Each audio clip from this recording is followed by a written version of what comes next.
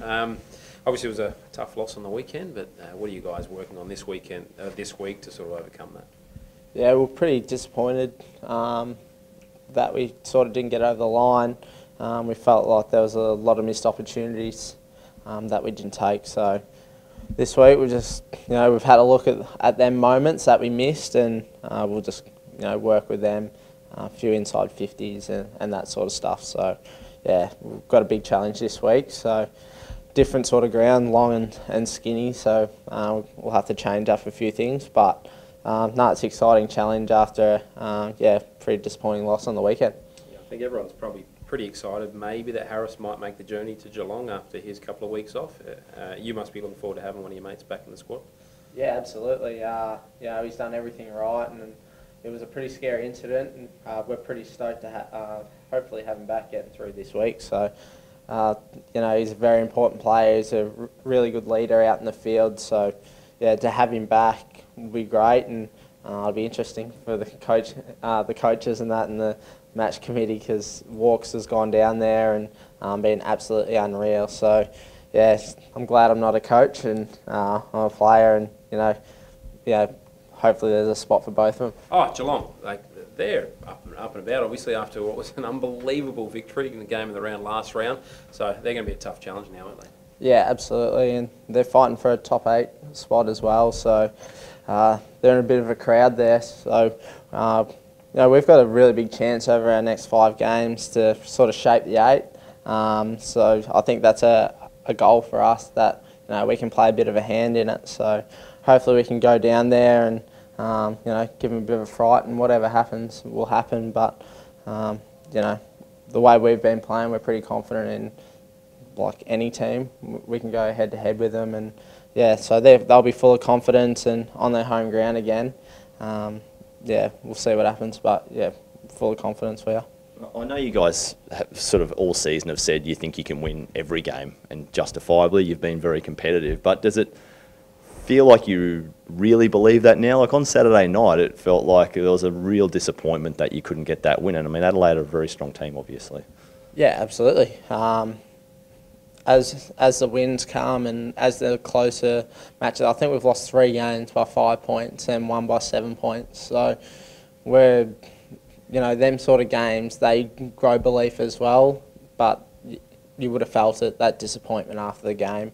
I don't think I felt that sort of, disappointment in the group after a loss. So yeah, we genuinely believe that we can go into any game and win, and I think that mindset of having honourable losses is out the door, and we believe we can win anything. So, that's, I think, the mindset we got to have, or we're not going to improve.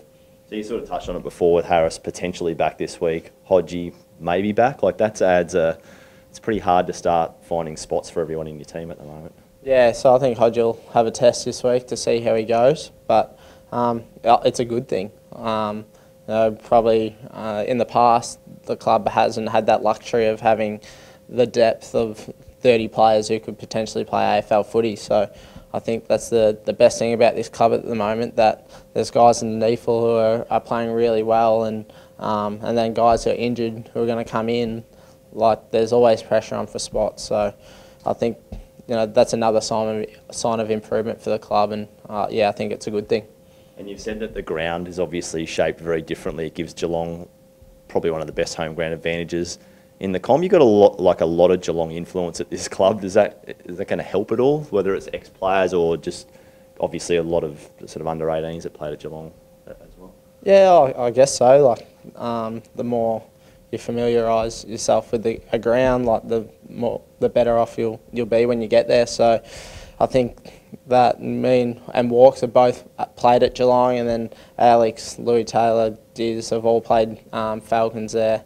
So that ground, very long and really skinny. I think it's only like 114 metres wide or something like that. It's really skinny. So they defend it really well. They tailor the defence to it. So if we can try and pick that apart, and hopefully there's a little bit of knowledge there that helps us with our ball movement and be able to break them apart, then we'll see how we go. But we know we're in for a big challenge this week. But we're really looking forward to it, I think. But does it affect the way you play when it's different shaped ground? Is it hard to adjust when you've sort of been playing one way the whole season? No, I think that the maturity of the group will adjust. I think we've come a long way to.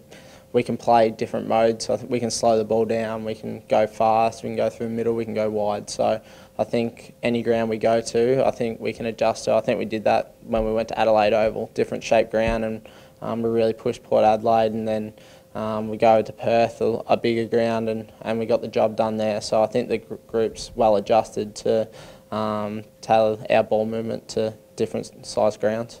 You mentioned maturity and different speeds of the game and whatever it looked like, and I think Chris sort of alluded to it after the match on Saturday night. Sometimes you're probably going a little bit too quick and it was a little bit helter-skelter. Do you feel like that's a good learning out of that game as well? Yeah, absolutely. We didn't feel like we played that well on the weekend, but we were still in the game, and that high-speed ball movement doesn't suit us all the time, and you know, it's not sustainable either. You can't go like that the whole time, and Adelaide did really well to shut down some of the ways we wanted to play, so they probably caused us to play a little bit that way as well, so that was credit to them. So yeah, we know that what we have to improve on, and we'll train really hard this week on the things we want to do and keep getting back to those habits that got us 3 wins in a row.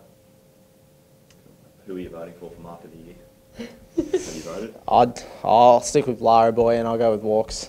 I had me back to it. I didn't actually see it, but you know, us Lara boys, we stick together, so it'll be Walks. Here's another one, Alan. It's your first game in Geelong since 2015.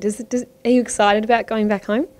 Yeah, it would be good to see Mum and Dad and that. But yeah, I've been away. This is my 4th season at Brisbane, so probably my first couple of times there, I probably didn't handle it that well, and I think I've grown up since then. So the mental maturity of myself and probably the group to be able to help me and Walks and a few of the other boys who are from there, it's grown a lot. So I think we're pretty excited to get down there and play in front of some family and friends. So when you say you didn't handle it well, what do you mean? I was probably too mentally stimulated in the way that I really, really wanted to play well, and I'd played the game before I'd actually got there.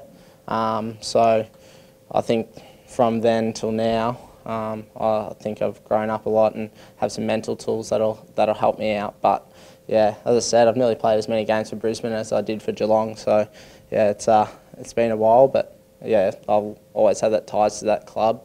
But yeah, I'm excited to get down there with the boys.